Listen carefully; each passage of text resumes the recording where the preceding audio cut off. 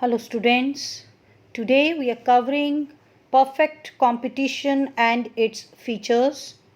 सबसे पहले कवर करते हैं मीनिंग ऑफ परफेक्ट कंपटीशन. अभी सबसे इम्पॉर्टेंट इसके बारे में समझना कि perfect competition market actual practice में होती ही नहीं है. It is just an ideal and imaginary concept. आप इसे कह सकते हैं इट इज़ अ मिथ.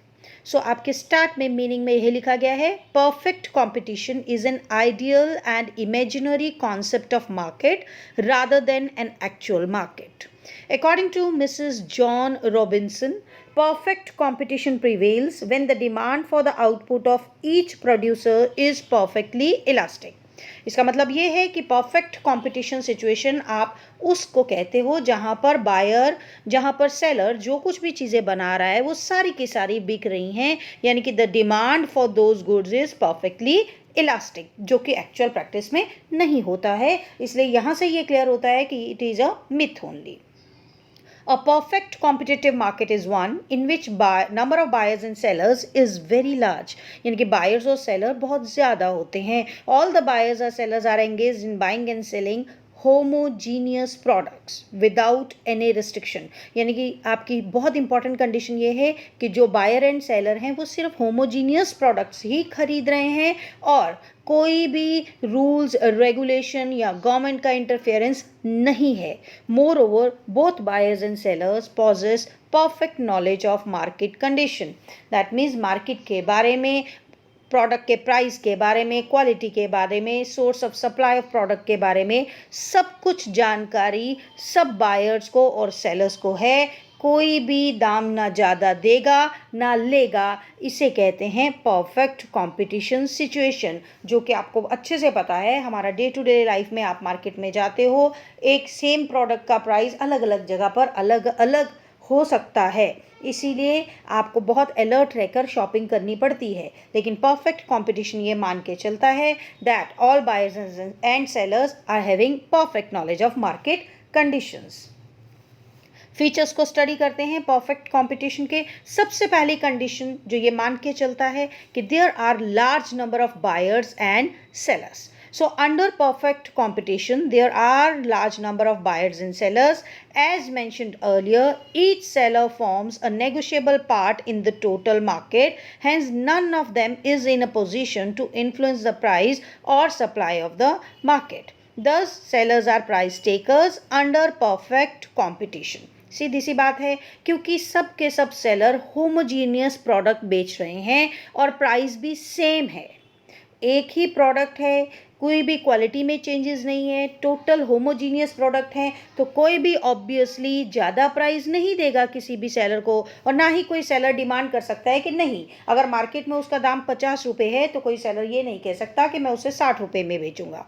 ऐसा वो क्यों नहीं कह सकता? अगर वो 60 रुपीज़ डिमांड करता है तो क्या होगा, तो वो सेल करने की पोजीशन में नहीं है, क्योंकि कोई भी बायर उसे पे नहीं करेगा, क्योंकि buyer are having perfect knowledge of the market. और अगर सेलर अपना अड़िया रवैया दिखाता है तो भी कोई भी उसे खरीदने के लिए हाँ नहीं करेगा, क्योंकि कोई भी ज़्यादा प्राइस देने में इंटरेस्टेड नहीं होगा. बिकॉज एक सिंगल सेलर पूरी मार्केट का एक छोटा सा पार्ट है, इसीलिए वो पूरी मार्केट की सप्लाई को कंट्रोल नहीं कर सकता. सो एक सेलर का हाँ या ना करने का या प्राइस बढ़ाने या कम करने का कोई भी असर होने वाला नहीं है. In the same way, the number of buyer is also very large. The number of buyers are very large. So, the share of each buyer is so negligible that none of them is in a position to influence the price in the market. That means there are large number of sellers and buyers, and there will be same price in the market.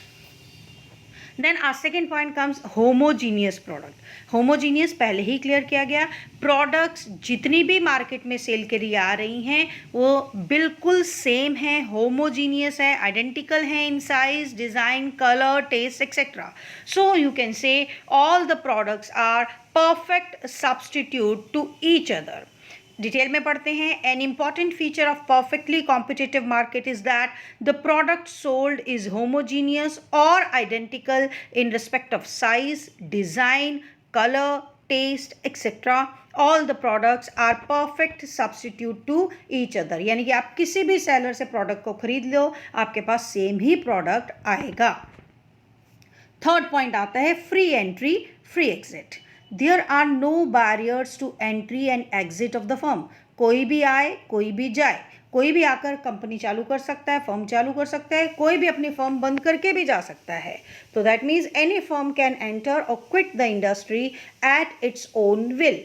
If there is a hope for profit, the firm will enter in the market, and if there is possibility of loss, definitely the firm will leave the market. Fourth point, single price. हमारे first point के discussion में भी हमने यही कहा, same price charge करेंगे sellers. कोई भी एक सेलर ये नहीं कह सकता कि मैं प्राइस बढ़ाकर बेचूंगा या कम करके बेचूंगा.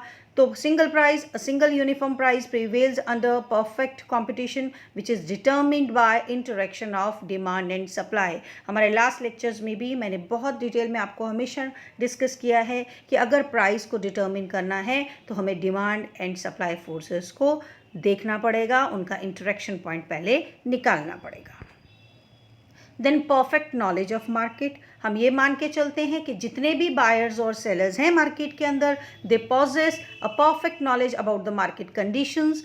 Every seller and buyer has the knowledge about the price, quality, source of supply of products, etc. Sixth, perfect mobility of factor of production. आप ये मान के चलते हैं कि जितने भी फैक्टर्स ऑफ प्रोडक्शन हैं वो परफेक्टली मोबाइल हैं, जा सकते हैं एक जगह से दूसरी जगह. There is perfect mobility of factors of production under perfect competition. Labour and capital are mobile not only geographically but also occupationally. That means ऐसा मान के चला जाता है लेबर भी एक जगह से दूसरी जगह पर जाने के लिए तैयार रहता है और कैपिटल भी आप एक जगह से दूसरी जगह पर इन्वेस्ट करते हो. Seven, absence of transport cost. ये बहुत बड़ा फीचर है जो आपको याद रखना है कि ये मान के चला जाता है कि परफेक्ट कंपटीशन में ट्रांसपोर्ट कॉस्ट एज्यूम करते हैं, एग्जिस्ट ही नहीं करता. In perfect competition, price is uniform because we assume that transport cost does not exist.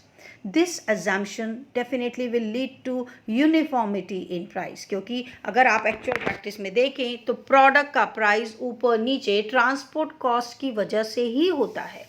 लेकिन यहाँ आप मान के चलते हैं कि प्राइस होमोजीनियस है. तो वो आप कैसे प्रूव करेंगे प्राइस होमोजीनियस है? आप ये मानेंगे कि ट्रांसपोर्ट कॉस्ट एग्जिस्ट ही नहीं करता, there is absence of transport cost.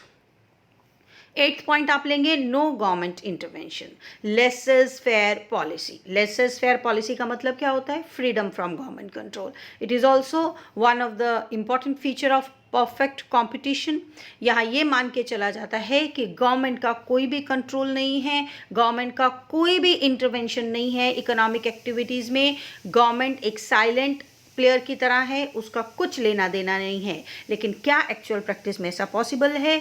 बिल्कुल भी नहीं. हमें गवर्नमेंट के बनाए हुए रूल्स एंड रेगुलेशन को फॉलो करना पड़ता है. So these were the 8 points of the features of perfect competition. देखते हैं हमने क्या क्या कवर किया. सबसे पहले हमने मीनिंग कवर किया परफेक्ट कंपटीशन का. सो परफेक्ट कंपटीशन में हमने ये सीखा कि it is just an ideal and imaginary concept. Actual practice में ऐसा पॉसिबल नहीं है.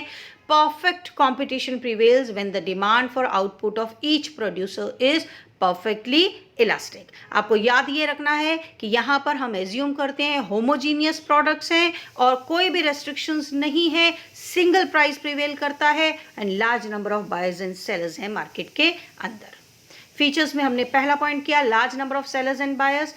Under perfect competition large number of sellers and buyers हैं, they are selling their products और बाइंग द प्रोडक्ट. और यहाँ पर याद रखना है एक सिंगल सेलर को पूरी मार्केट के प्राइस को इन्फ्लुएंस नहीं कर सकता. सिमिलरली एक सिंगल बायर पूरी मार्केट को इन्फ्लुएंस नहीं कर सकता. सेकेंड हमने किया होमोजीनियस. पहले ही डिस्कस हुआ, द प्रोडक्ट्स आर होमोजीनियस और identical in respect of size, design, colour, taste, etcetera. So all the products are perfect substitute to each other. Third हमने किया free entry and free exit. That means there are no barriers to the entry and exit of the firm. अगर profit हो रहा है तो नई companies लगेंगी, नई फर्म्स लगेंगी, और अगर नुकसान हो रहा है तो पुरानी फर्म्स काम बंद करके चली जाएंगी। सिंगल प्राइस, जो भी प्राइस चार्ज कर रहे हैं परफेक्ट कंपटीशन में सेलर्स, वो सेम होगा। और प्राइस कैसे डिटरमिन होगा? Definitely by the interaction of demand and supply.